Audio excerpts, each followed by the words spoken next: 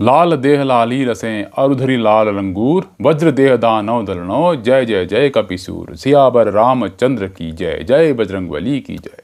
तो आज की कहानी है नीम करोड़ी बाबा की, कैंची धाम आश्रम की। इनका असली नाम था श्री लक्ष्मी नारायण शर्मा।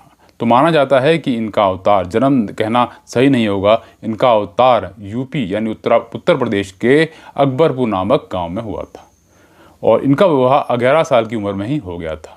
जल्दी इन्होंने गृहस्थी से संन्यास ले लिया और निकल पड़े अपने सत्य की खोज में। इन्होंने समाधि 1973 में ली। तो माना जाता है कि नीम करोड़ी बाबा स्वयं भगवान हनुमान जी के अवतार हैं। तो इनकी बहुत सारी लीलाएं हैं, तो बहुत सारी कहानियां हैं। तो कुछ कहानियां लेके मैं आपके सामने आया हूं। और इनका 15 जून को कैंची धाम में बहुत ही भव्य मेला लगता है, जिसमें लाखों लोग आते हैं और पुए का प्रसाद चढ़ाया जाता है। तो 15 जून को जो भव्य मेला लगता है उसमें पुए का प्रसाद बनाया जाता है, जिसमें आटा चाहिए होता है और घी चाहिए होती है। तो घी के लिए तो हजारों कनस्तर वहाँ पे आते हैं। तो 10-15 दिन पहले से ही भोग बनना जो है, उनका प्रसाद बनना शुरू हो जाता है। तो इनकी कहानियाँ, बहुत सारी कहानी हैं, आपने बहुत सारी कहानियाँ सुनी होंगी। तो आपने ये भी सुना होगा कि एप्पल के जो मालिक थे स्टीव जॉब, वो भी यहाँ पे आए थे। तो कहानियों को मैं बाद में सुनाऊंगा। एक कहानी मैं आपको ऐसी सुना रहा हूँ जो कहानी आपने यूट्यूब में भी कहीं नहीं सुनी होगी, क्योंकि यहाँ के जो लोकल हैं, लोकल भी जो लोग उनसे मिले, उनके थ्रू हमने ये कहानी सुनी है। तो कहानी यह है भीमताल की। एक टाइम क्या था, भीमताल का जो डाठ जो कहते हैं, अगर आप कोई भीमताल आओगे या भीमताल कभी आए हो तो आपने डाठ देखा होगा। भीमताल में एक डाठ का पुल है। तो अंग्रेजों के टाइम में वो पुल बन नहीं पा रहा था। जितनी बार प्रयास किया गया उतनी बार वो विफल हो गए। तो जब भी बनाते थे पुल टूट जाता था। तो माना जाता है कि नीम करोड़ी बाबा उस टाइम एक मेट का रूप लेके आए, एक मजदूर का रूप लेके आए। तो उन्होंने वहाँ पत्थर सारा रात ही रात उन्होंने वो कर दिया। और करिश्मा से जो माना जाता है कि उनके चमत्कार से पुल का निर्माण हुआ और वो पुल बहुत ही मजबूत हुआ। तो पुल का निर्माण हो रहा था, तो वो काम कर रहे थे वहाँ, जब पुल बन रहा था तो वो काम कर रहे थे। वहीं पे अंग्रेज जो अधिकारी था वो खड़ा हुआ, उनसे सबको, मजदूरों को देख रहा था कि काम सही हो रहा है या नहीं हो रहा है। तो अचानक क्या हुआ, बाबा को हंसी आ गई। तो उनको हंसी आई तो अंग्रेज को गुस्सा आया। अंग्रेज को लगा ये मुझ पे हंस रहा है। तो उसने बुलाया मजदूर को और डांटा। उसने कहा तुम मुझ पे हंस रहा है? तो उसने कहा नहीं साहब, मैं आप पे नहीं हंस रहा हूँ। तो बोला कैसे हंसी क्यों आई आपको? उसने कहा मुझे हंसी आई कि वहाँ बद्रीनाथ में पुजारी के हाथ से घंटी गिर गई तो मुझे हंसी आई। तो बोला तुम मुझे बेवकूफ़ बना रहा है, वहाँ बद्रीनाथ कहाँ है और कहाँ भीमताल है, और घंटी वहाँ गिरी और तुझे यहाँ पता चल गया। तो ठीक है, उस समय फ़ोन तो थे नहीं, टेलीग्राम वगैरह करके 1-2 दिन में मैसेज आता था। तो मैसेज करके पता लगाया गया कि क्या हुआ है। पता लगाया गया तो पता चला कि उसी घड़ी, उसी पल, उसी क्षण उस वहाँ बद्रीनाथ में एक पुजारी के हाथ से घंटी गिरी। तो ये सुन के अंग्रेज चौंक गया, तो समझ गया कि ये आम इंसान नहीं है। तो उसको ढूंढने लगा तो बाबा मिले नहीं और पुल बन के रेडी हो गया था। और तो आज भी अगर आप भीमताल आते हैं तो वो डाठ का पुल आज भी खड़ा है। तो ये तो बाबा की एक सत्य कहानी थी, सत्य घटना थी। जब स्टीव जॉब एक बार बेरोजगार थे, कुछ भी काम उनको नहीं सूझ रहा था, परेशान थे, तो वो भारत आए तो वो सीधा गए बाबा के आश्रम। तो उस टाइम बाबा उनके आने से कुछ समय पहले समाधि ले चुके थे। तो जब भी वो समाधि में थे तो मंदिर में आए, वो बस मंदिर में आके ही, तो जब यहाँ से गए, वो आश्रम से गए और उन्होंने अपना काम फिर शुरू किया, तो उनके माइंड में नए नए आइडियाज़ आए, तो जिससे एप्पल कंपनी का निर्माण हुआ। और आज एप्पल कंपनी अपने शिखर पे है।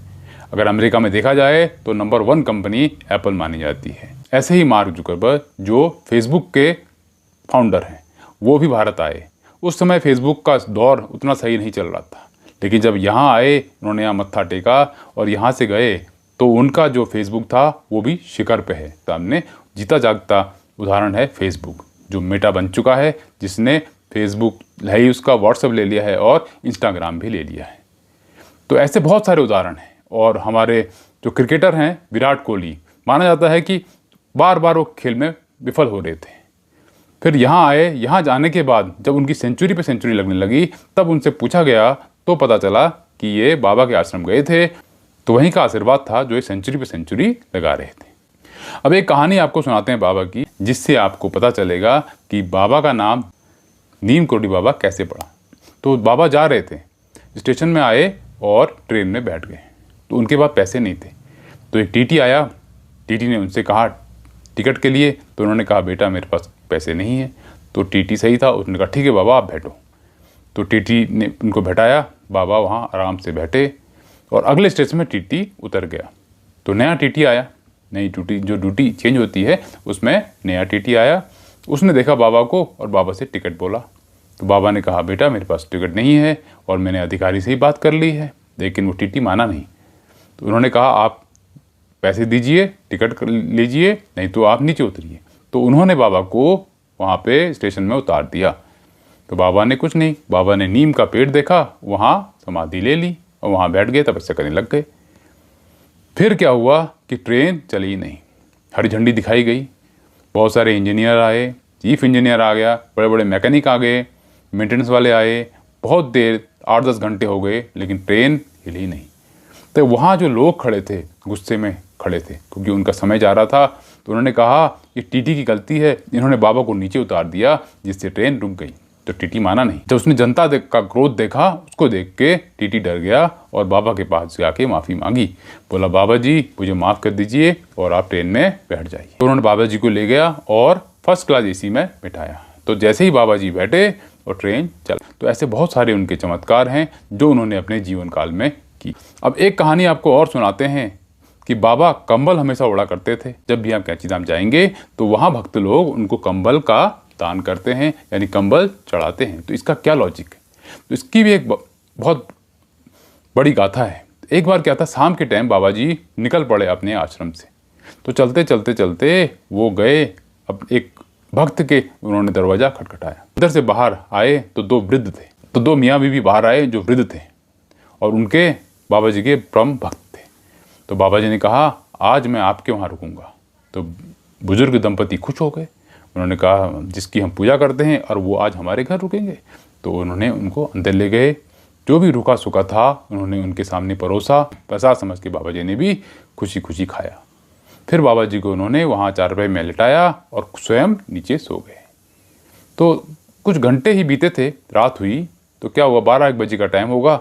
तो बाबा जी कंबल ओढ़ करके सोए थे और करहा रहे थे, जोर जोर से करहा रहे थे और हिल रहे थे। ऐसा लग रहा था कि कोई उनको मार रहा है, उन्हें दर्द हो रहा है। तो ये सुन के दंपति उठे, लेकिन उनको बाबा जी को जगाना उन्होंने सही नहीं समझा। तो उन्होंने लेकिन क्या कि उनकी खुद की नींद भी टूट गई थी, तो कुछ नहीं हो, चुपचाप देखते रहे। तो बाबा जी करहा रहे थे, बहुत करहा रहे थे। फिर ऐसे ही सुबह हो गई। तो बाबा जी उठे, बाबा जी ने कंबल फोल्ड किया और वृद्ध दंपति को दिया और उनसे कहा बेटा इस कंबल को आप खोल के मत देखना और जाके गंगा जी में प्रवाहित कर देना। तो दंपति ने कहा, जैसे ही दंपति ने कंबल पकड़ा तो कंबल बहुत भारी था, ऐसा लग रहा था वो बज रहा था, ऐसा लग रहा था जैसे उसमें लोहा लगकर भरा हुआ है। तो ठीक है, उन्होंने गुरुजी की बात मानी और गंगा में जाके उसको जैसे तैसे, क्योंकि बहुत ही वजन था उसमें, जैसे तैसे उसको गंगा में प्रवाहित कर दिया। तो उनको लॉजिक समझ नहीं आया क्या था इसमें। फिर कुछ दिनों बाद जो दंपति था उनका बेटा फौज में था और उस टाइम कहीं बॉर्डर में लड़ाई चल रही थी, पाकिस्तान और भारत की लड़ाई चल रही थी। तो जब वो आया, घर आया, तो वृद्ध दंपति ने अपने बेटे को गले लगाया और फिर उसका जो है उसको भोजन कराया।